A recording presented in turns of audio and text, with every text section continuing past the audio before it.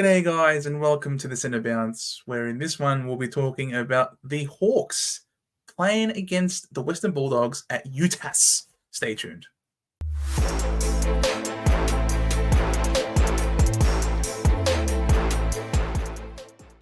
Yes, Big J, they played in Tasmania, which is where the Hawks love to play, and they could not get the job done against the Western Bulldogs, who showed what they're made of. Their forward line looked incredibly potent. Their mids, led by the Bontempelli, was just flexing their muscles. It was a good day to be a Dog supporter.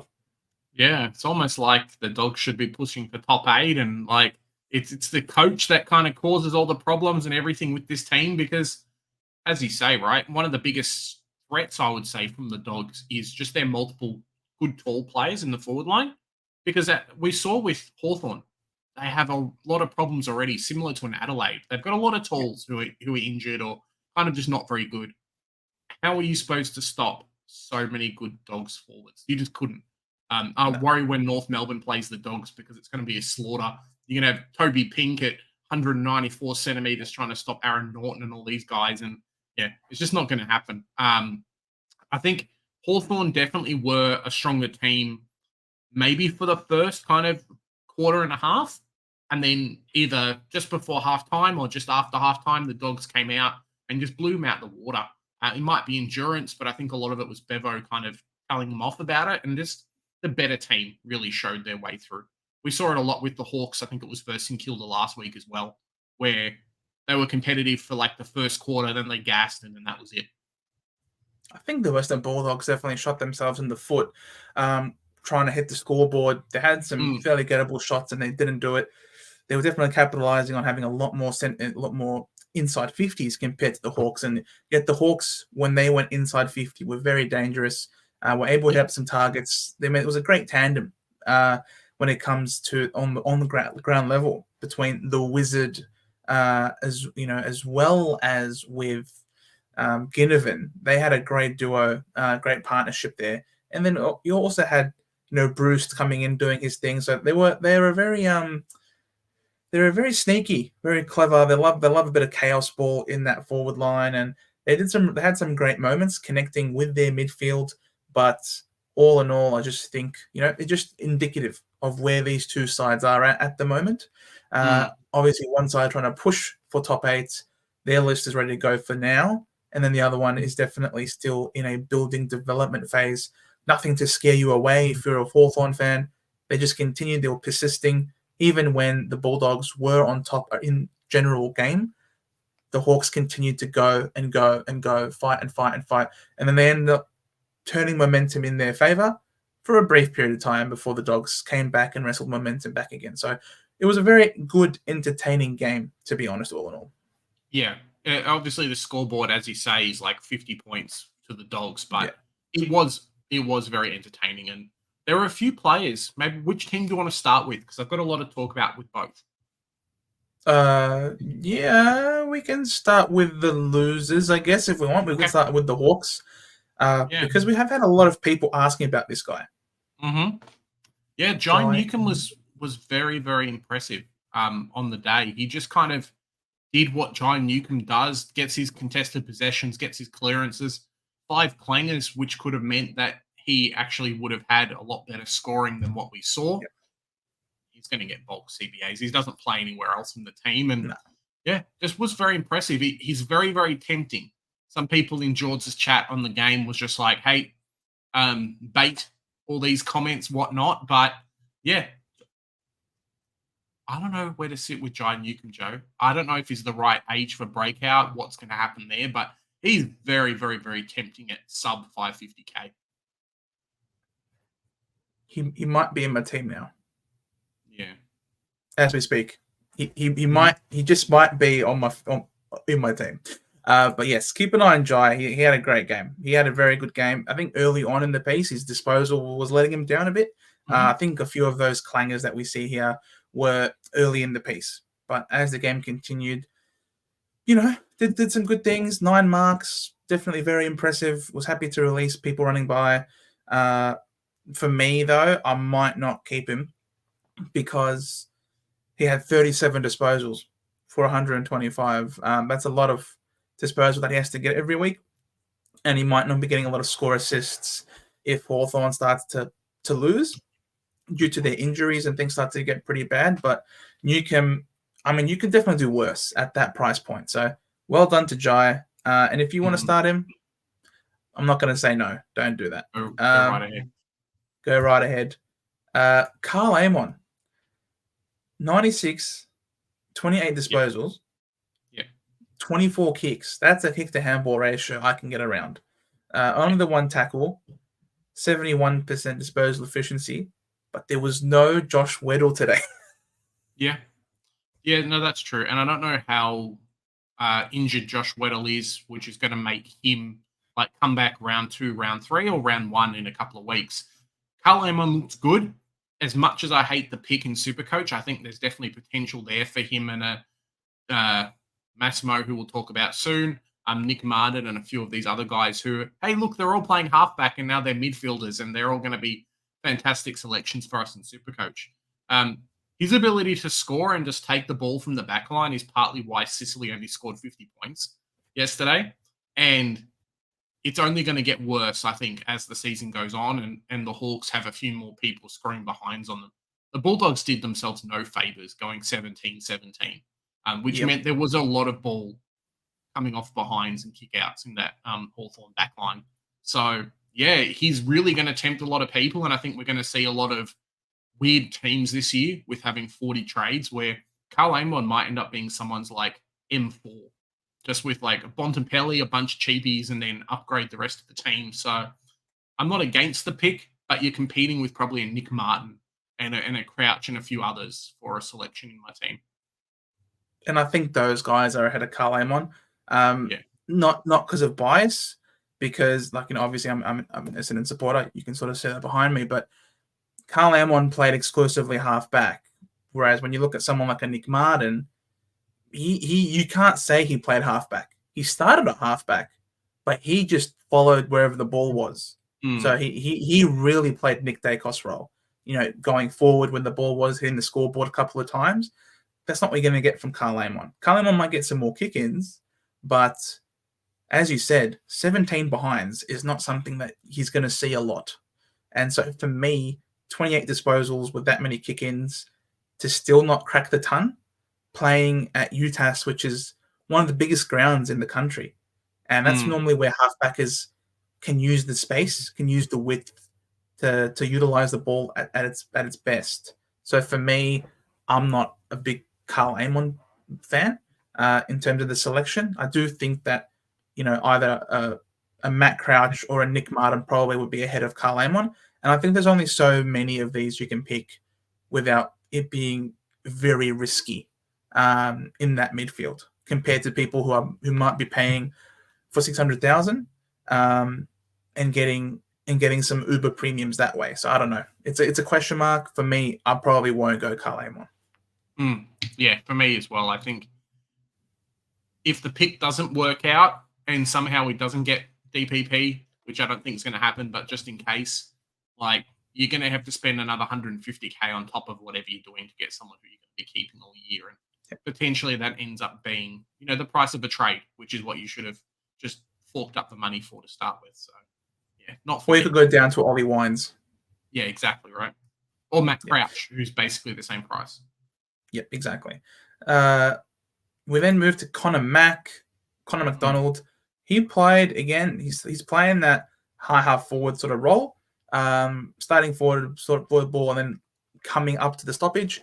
Very Sam Flanders-esque, dare I say, in terms of the role there. The 9-10 disposals, and he used it pretty well for 96 points, which is obviously really good. Yep. For me, though, I probably wouldn't go there because if he's got 19 disposals with 5 marks and 2 goals and still didn't crack the ton. So for me, I probably won't go there. He isn't the most expensive in the forward line, but I just feel like there are other options that I can go for that I have a bit more confidence in. Yeah, it's when you start to look at these players and you say, oh, wait, he kicked 2 goals and still couldn't make the 100. You start to look at their stats and it's like 2 tackles, not great. 12 handballs is where all his points have gone. Because if they were kicks instead of handballs, or a few more of those were kicks, we'd get a lot more out of him. He's going to tempt some people. Currently on 1%. Should probably revisit this in a couple of days and see how many he's ahead, because people will look at him with the limited forward options. Talking about limited forward options, Joe, and someone who looked very, very good early on is Big Cam McKenzie, and I'm slightly considering putting him in my team at the moment. He was on 70 at halftime, and then somehow only ended up at 90. But good kick to ball ratio, kicked goals, took contested possessions, and just looked good in the game. What do you think of his performance?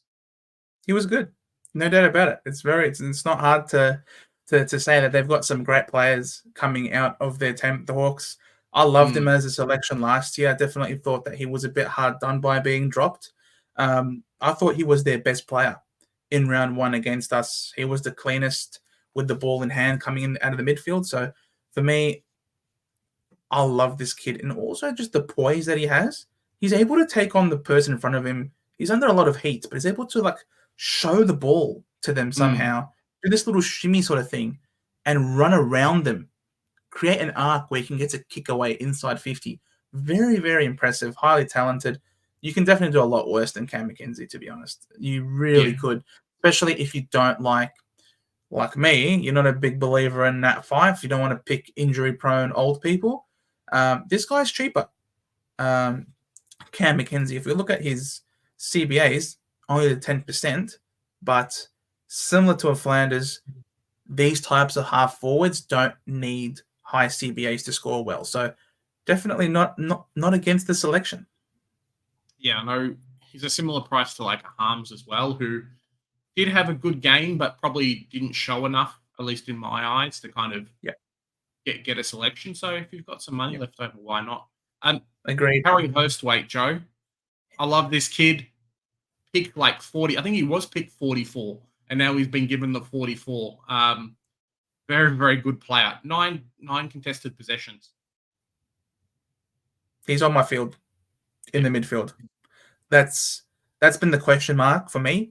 I liked this game last week, and it always became down to how does he perform against this Western Bulldogs midfield. If he can perform well in this game, then I'm more than happy to be able to field him as that third rookie in the midfield, and then using the money elsewhere to get another premium somewhere else. So Henry Hurstwaite, well done, son. You are locked into my team. You're on the field, and I look forward to you making me lots of money. Massimo. Yeah. It's an interesting one, right? Because we look at him and Carl Amon, and it's kind of the same thing. Massimo was running through the halfback. If he wasn't taking kickouts, he was the number 2 or 3. They were using his pace, similar to, how Essendon used the Nick Hind and now using Nick Martin and Zach Fisher a little bit as well. Running from the halfback. I know it says wing, but running from the halfback quite a lot. And at least through the wing as well. So, yeah, he looked very impressive. Good disposal efficiency. One of the few players on that Hawks team who played a full game. I think he's the only player in the Hawks team who almost played a full game with no clangers, which is huge. I really liked him. If you've got a spot left over, if Zach Williams does not play, Massimo's your pick as a swap. Yep, 100%. His defining feature is his beautiful left boot, and that's why he came across. And we've seen it: 94% efficiency, no clangers. He's a good player. There's a reason why they picked him up. So, Mass, you can definitely do worse than him, that's for sure. And I think he's best 22, especially with all of their injuries. Even if Weddle comes back, Massimo's starting on a wing. He's not starting off halfback. So he has a spot there. It could be him and CJ, but CJ is injured at the moment. So I do think Massimo D'Ambrosio has the wing all to himself, and he'll do very well for us. So Massimo is a very good, viable selection. Yeah. The 102K rookie, Ethan Phillips. 56. He outscored James Sicily. Yeah. Get around us. Why would we pay $637,000 for Sicily when we can get Sicily at home? We already have Sicily at home. He cost $102,000.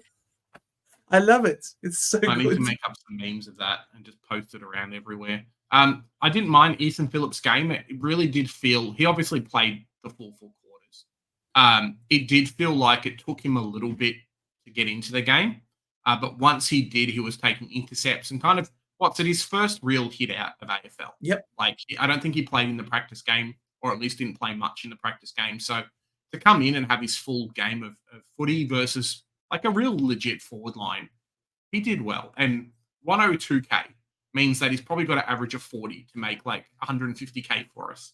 If he comes out and averages 56, he's getting to like 280K, Joe. And that's all we need. Yep. 100%. No one's Ethan playing Phillips.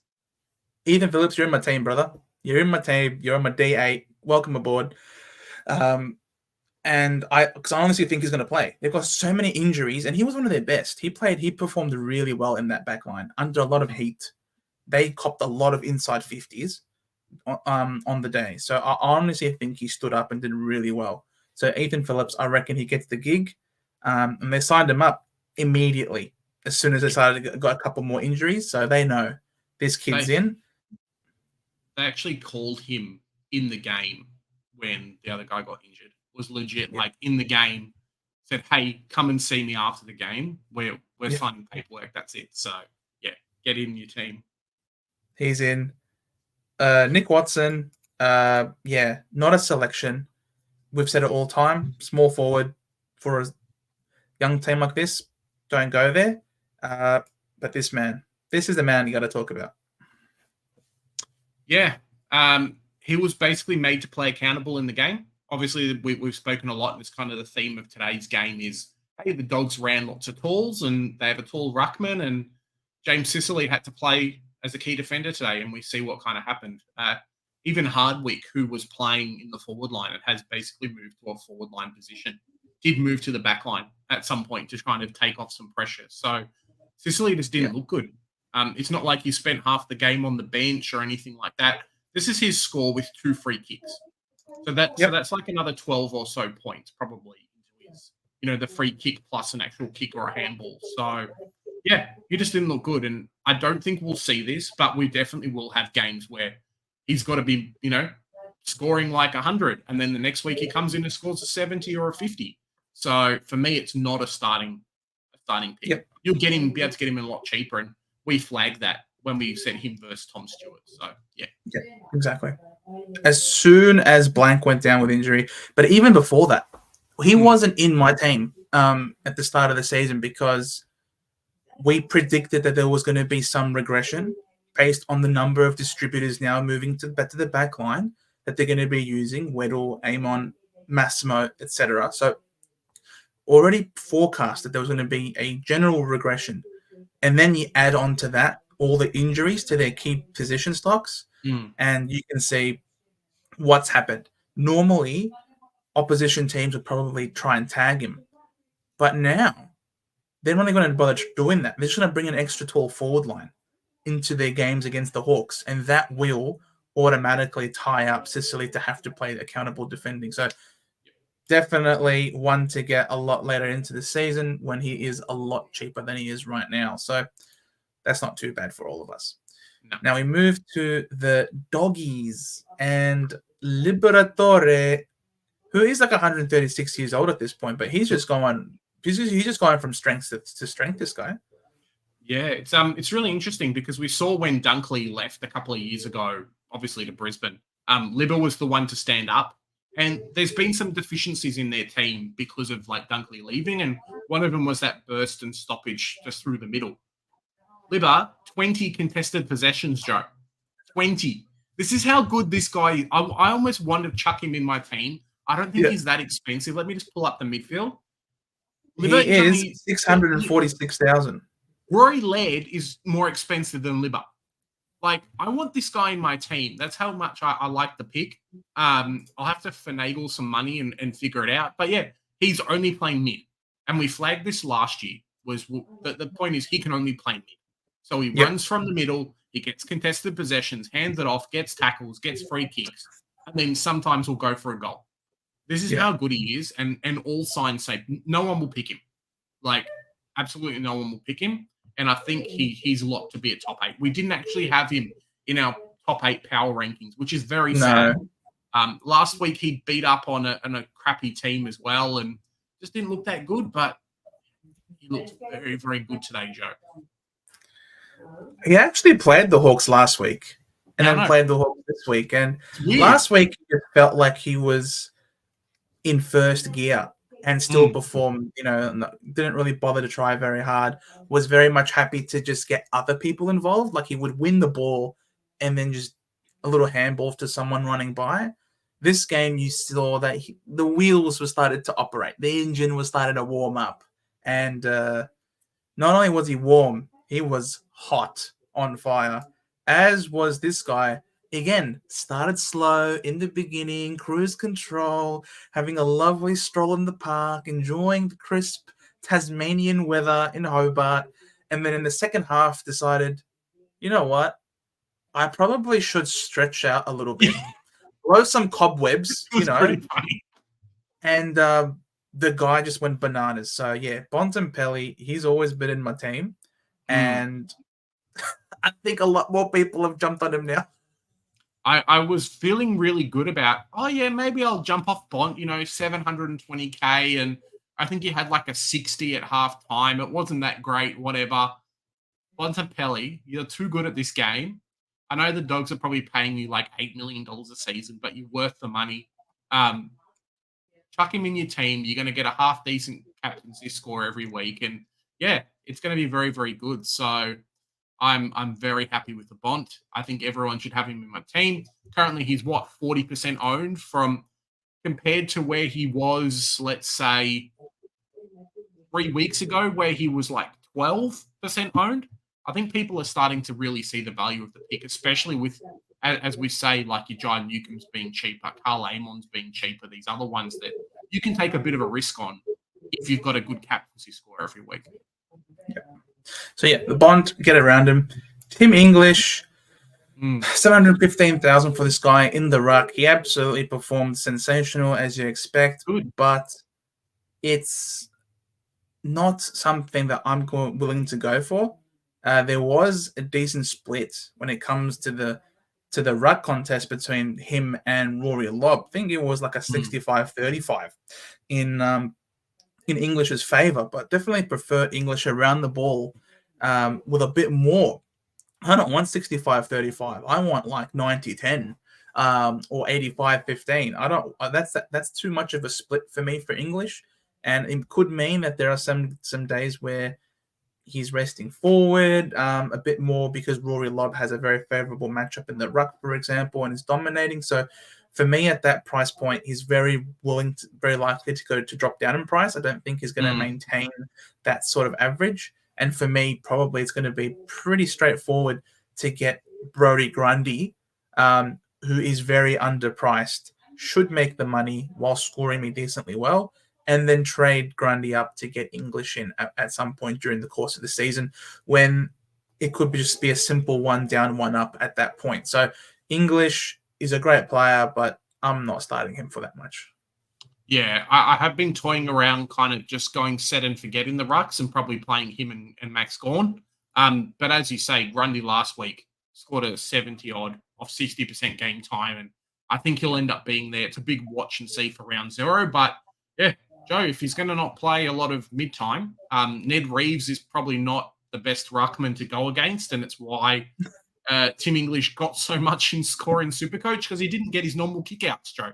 He doesn't get all that extra score from the kickouts this week. So, yeah. That one kick-out he took last year. Mate, that one kick-out he took last year will never be forgotten. Never forgotten. Real, that's it. Treloar, you can't trust this guy's hammies, surely, at 118, so he's a no. Jamara, at the start of the game, Jamara looked so menacing, so dangerous, so threatening. Everything he touched, he was marking on the lead. And there was that one goal, their first goal, I think it was, Bontempelli just strolling again off half-back, looks up, kicks a big 60-meter long drop punt, hits him perfectly on the lead. Jamara just feels like, I'm in range here, turns around and just bombs a 60-meter drop punt again, and it never looked like missing. That was a magnificent passage of play. Jamara, not Supercoach relevant, but I just had to shout him out. If this guy can clean up his accuracy in front of the sticks, he could win the Coleman this year. Yeah, no, I think so as well. He's I don't know if it was just because they beat up on Hawthorn and that's why he looked so good, but it's very hard to mark him. There's a lot of clubs that are going to be offering him $1 million+ to come across to their teams at the end of the year. Yep. He is up for contract. There's talks of Sydney now that Buddy's gone. There's talks of North Melbourne now that Taron Thomas is gone. Hey, let's throw some money at him. We need another key forward. He's going to be worth his weight in gold. There's someone on this list, Joe. No. There's someone on this list who I don't think's in your team you haven't really thought about, but I'm really considering. That's big number 30, Lachlan McNeil. He is only coming in at like 150K. He has looked very, very good in these last two games and has offered something for them as like a really kick-ass small forward type position. Tackles, does all these different things. Didn't score any goals and still pumped out a 98. I reckon he could be like was it Dylan Williams that we had from Port Adelaide last year that no one picked and then went big? I think Lachlan McNeil could be kind of that player. If you've got a Kai Lohman or a Dempsey or someone in there and none of them get picked, maybe they have a bad round zero in Kai Lohman's spot, McNeil could be a pretty safe bench option. I don't think this kid gets dropped from how good he is. Those two behinds that he kicked were both very kickable as well. He really should have turned up. And this guy's been... that number 30 is almost fitting because it's almost like he's been the 30th player on the list. He was delisted. No. He was delisted and then he was rookie listed. So he's been playing his career at the Bulldogs on a knife's edge, really flirting between getting dropped for good and keeping his spot in the side. And he's really giving it all he can in order to stay on the park. I agree. He definitely could present some value at 159 if you don't feel like you don't want to spend a lot of money. Like maybe if you got some money on a Dempsey, for example, on the bench at 148, free up a little bit more, and you could get Lachie McNeil, especially if you think the Dogs are going to be really good, and it appears they will be. So Lachie McNeil, fair shout, Big J, fair shout. Riley Sanders just doesn't really need too much to be spoken about for him, right? No, change his name to Lockie McLock because he might be locked in with Tate. Riley Sanders, he was one, and we'll talk about some of the North Melbourne players like McKercher a bit later on in another episode that kind of didn't impress. Riley Sanders did not look like Riley Sanders this game, at least in the first half, compared to how he looked last week. Like last week, he was running, catching everyone, really dominating. I don't know if it was kind of being back in Tassie and having to show up to his friends that he just didn't look as good, but he was sloppy in that first half and then just came out of nowhere as the Bulldogs started dominating and obviously scored 86 points and was doing very, very well. It's a little bit of warning signs. I just don't think he's the quickest player, and Hawks definitely had a few players who ran around him. And wasn't getting a lot of CBAs. So he's one of the players who I've seen flagged on other people's videos that, hey, we might be getting him DPP as a forward option. And he could almost be a forward keeper, or at least someone who's going to make us a lot of cash early in the forward line and be someone you can keep probably until his like later buy. So, yeah, I'm more than happy to play him over some other players who are around his price and just wasn't the best game. Like, it's easy to beat up on the team that you're winning quite a lot on. Oh, I find it funny. I read somewhere a comment that this kid hasn't played a senior game of football yet, and he's already being bevoed, having his role messed around with. So that's how much of a maniac Bevo is. Is even not giving clearly one of the best centre bounce players centre bounces. So yeah, Sanders is a lock. He's an absolute lock for us. James Harms, similar to a Billings type, he's not going to set the world on fire. He's not going to accumulate a lot, but I think unlike Billings, who's probably better with the ball in hand, I think Harms, I don't know, man. I'm not a big fan of Harms. I don't think his game was particularly very good. It No, seems that he's not on the same page with his teammates a bunch of times on the field. And with that, I do feel like there's potential upside that if this is a 74, that he can get off 17 disposals whilst not really playing particularly well, as he gels with the team and starts to play more, um, and they do get on the same page, could mean that he's involved in the play a bit more. So, look, of those mid prices in the forward line, he's probably the least juicy, I guess, out of all of them. Oh, sorry, and a Fife. But at least with Fife, I know he's going to be on the ball, as we've seen all preseason, getting contested handballs out all the time. Yes, a lot of handballs, but those are contested possessions worth their weight in gold, whereas Harms does not appear to be playing contested football. Definitely seems to be an outside type of player, higher up the ground. So for me, yeah, he got some CBAs if we look here. So that's probably the thing that maybe reassures me that, you know what, now this guy's in the best 22. He's going to get some time around the ball, so maybe you can keep him. But it's Bevo. You never know if that 30% CPA is going to stay next week. Well, that's the big thing, right? And if you look at his scoring, similar to a Sanders, who I just spoke about, I think Harm's got like 30 points in the junk time, like in the fourth and in the late third as well. So it wasn't like he was impressing and then something happened. He just kind of came on and then dominated when Hawthorn just gave up. So, yeah. At the moment, I'm going to go against the grain and probably pick up a Cam McKenzie over a Harms and just let kind of those things happen. Cool if he works out, he doesn't. But I think this year, similar to what we saw in the midfield last year with a lot of people sidewaysing the best mid prices, I think we're going to see a lot of that this year. So maybe Harms comes good and I just swap to someone to him if he looks like he's going to come out and score 100 or whatnot. So, yeah, for me, I don't think he's in my team, or if I'm not going to run any premiums in the forward line, he might end up being a selection. Caulfield, Joe. Caulfield's probably the last one on this team that we got to talk about. What do you think of Caulfield today? Is he in your team?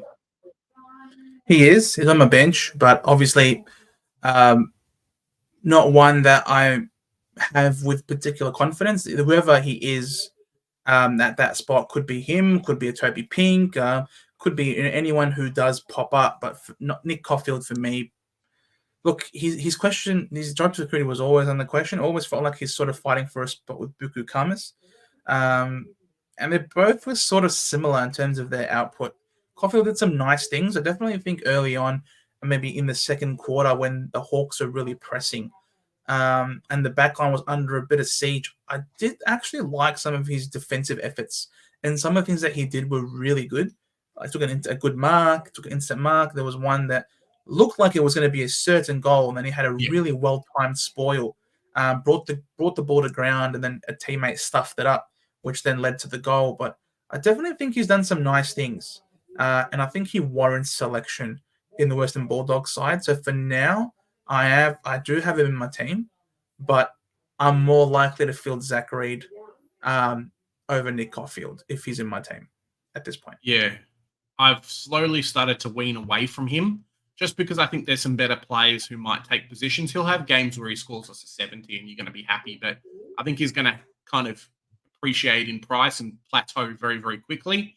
And I don't know if you're going to see much more than a 65 average out of the player. So for me, he's not in my team. I've got Phillips, Reed, and Gibcus, who I think may have a little bit more of a scoring potential. So, yeah, one to watch, I guess, if those other guys kind of fail, maybe sideways trade. And on that note, guys, that is our deep dive discussion of the Western Bulldogs versus Hawthorn practice game that took place this week at UTAS Stadium. So please, if you like what you saw here today, please drop us a like and a subscription if you're new. Would greatly help the growth of our channel. And make sure you hit that notification bell to make sure that you don't miss out on any of the videos and live streams that we have during this preseason and the season proper. Guys, as you know, we've got two amazing kind of giveaway competitions running this year. We've got our AFL tipping competition and our Supercoach League. We've had a few people on Twitter, a few people on the Facebook chat. Thanks for reaching out saying, hey, Big J and Joe, what kind of competitions are you guys running? So all the information will be down in the links below. The updates to the tipping contest and the results of the week that went by will be discussed, as well as everything else that is football and Supercoach relevant during our Monday night live streams at 7:30 every Monday. So please make sure that you come along, ask us your questions, have some banter, and we can also review teams whilst we are still here in the preseason. Guys, remember, we do the hard work so you don't have to. Bye for now.